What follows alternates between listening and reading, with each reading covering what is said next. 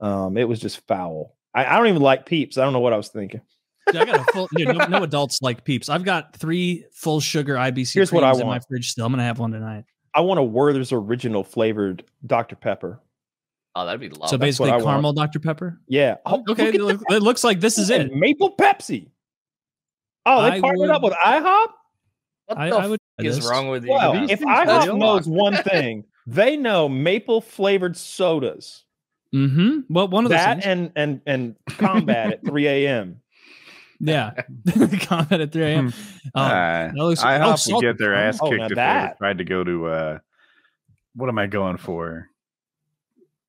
What's the other pancake place that's like? Oh, Denny's or Waffle House. Waffle House. IHOP doesn't want to go to the Waffle House neighborhood, man. It's too upscale. I love Waffle House. IHOP doesn't have the street smarts that Waffle House has. I haven't had. You Waffle can't go House eat breakfast at a restaurant without feeling like you're being bent over a barrel anywhere. Really? Well, I mean, like if I go order a steak, I expect to pay money for it, but like getting eggs and breakfast meats for like $20, $25. It's like this is like go to Waffle House. Good God. Or if you really want to live like a fucking king, Taylor, if you want to be the admiral of breakfast, I want to be the admiral of breakfast. Do you want to be the CEO of sausage? Okay. Yeah. All right. The Baron of breakfast. You want to go to a little place called Shoney's. Shoney's. Now, hang on a minute. I know what you're thinking. I've had Shoney's lunch. It's awful. I think they're microwaving it. I know what you're thinking. It's disgusting. Despicable. You're not wrong, but hear me out. You get commission from Shoney's here? I am. They paid a lot for this. Eating Shoney's lunch is the equivalent of eating like Wendy's breakfast. It's not what they do. Okay. They make chili for obese men. That's what they do. Okay. But if you go, if you go to Shoney's, I could think of a potential customer. You get that breakfast bar, okay? You want the bar up there. Taylor, it's incredible. I have some of my fondest memories of childhood are getting up extra early, or maybe my cousin and I have stayed up all night gaming, playing Halo, and it's like, dude, you know what? 30 more minutes, Shoney's opens. We would be in the parking lot waiting because it's an all you can eat like breakfast buffet, and it was like $6. And I just remember the piles of steaming pancakes and like 8 different syrups and all the like breakfast sausages and the piles of eggs. And I would eat a half a pound. We would make an effort to eat an enormous amount of food. Yeah, you lost me at opening. Age, True breakfast restaurants don't close. At that age, like you're right. Because I remember when we were up like super late in high school, college, there was this place called Uncle Bill's. That was a breakfast place, and I think it's probably closed now, but it was like a one-off place, and they were the absolute they had to be dragged kicking and screaming into like the new law that like you can't let people smoke in your restaurant. And they had like really genuinely very good breakfast food, and it was like an old-timey like Elk Lodge feeling place, but like obviously most of the patronage has been dying out. And like you'd go in there and like it was thick with cigar smoke. Like thick, like it was so like people were smoking cigs everywhere too, but it was so powerful with cigars. Like you smelled more of that, so it actually wasn't too bad. But we just went there all the time, and we were fucking 16. But seeing everybody else smoking around was like we're almost transitively mature for being somewhere where they allow smoking. I remember being like, how adults that Uncle Bill's, all these geriatrics can kill themselves on reasonably priced bacon. So this is slightly outdated, but as of a couple of years ago, there were 12 states that had not enacted any ban on smoking in workplaces, bars, or restaurants. I thought about that because I was trying to think the last time I'd smoked in a restaurant, and we were in Tennessee, in Paris, Tennessee, at a steak restaurant, or what they call one there, in like a decade ago, like 10 fucking years ago, probably. And I was like, what? This is an ashtray? Are we? You have to smoke if there's an ashtray. And when we saw, he was like, yeah, we can fucking smoke in here. And they did the thing where like, yeah, this is the smoking section. But all there was like a wall. The that came idea up to about, of separation. Yeah, there's people over there that don't want to deal with it. It's a principle thing. after we ate, we lit up and fucking smoked because like it just I wanted to express my freedom. You know, it's like really? They'll let me do it right fucking here. That's the best. Nobody will say shit. Like in Japan, well, they might, but they can't do anything. And I made a point to blow it on the other side. There were these old people. Hold on, what was that? In Japan, you go like go to a Starbucks and it'll have like down the bottom like floor because everything's like multi-story there because everything's like fucking tiny. So you go into like the bottom floor, you order your coffee, and there's like 2 seats there, and then upstairs there's like a smoking area. So you go upstairs and it's like separated into 2. There's like this fucking glass divider wall.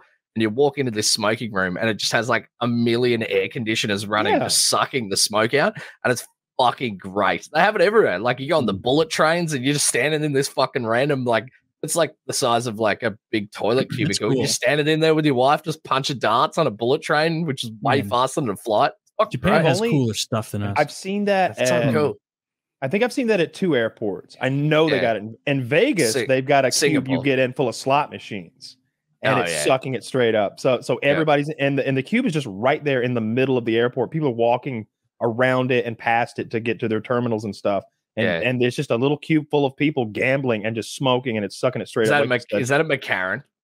I remember like vividly going to SHOT Show and then standing in there smoking. Oh, then darts. It would have been. So the one that's got the little train that you get to like get a little view as you go in. And then the other one is Atlanta. At Atlanta, I don't know which terminal it is. I don't often go through it, but they've got a big room. I mean, big. You could probably seat 50, 60 people in there around because it's multiple rows of seats, and it's the same thing. And they've got the old school airport seats in there that have the ashtrays built in. That's cool. Like the handrest flips over, and now it's an ashtray, and of course just big fans up top. Will you always smoke a cig if you're somewhere? I'll go in there and bum one every time. That's the thing about 100%. Smokers. It's a fucking brotherhood. You go in there and be like, hey, I don't really smoke. It's been a while. I think I could have one of those. I always ask a black guy because they got menthols. And that's what I want. I know where to get them right here. And but I haven't been, it must be on the, not on the Delta side. It must be on the blue side because I've only been through there twice and actually seen, or it's a terminal that I don't normally use when I fly out for whatever reason, because I've only seen it twice. There's like a few areas around here in St. Louis that like municipalities where you can still do it. And like it was probably 2 years ago now, but I was at this like bar, probably watching a Blues game with some buddies, and it was like smoky as shit when we walked in. Same situation, like ashtrays everywhere. I smoked a cigarette. It's fun. It's fun to smoke inside. You feel cool. You never give up smoking cigarettes though. You just give up buying cigarettes.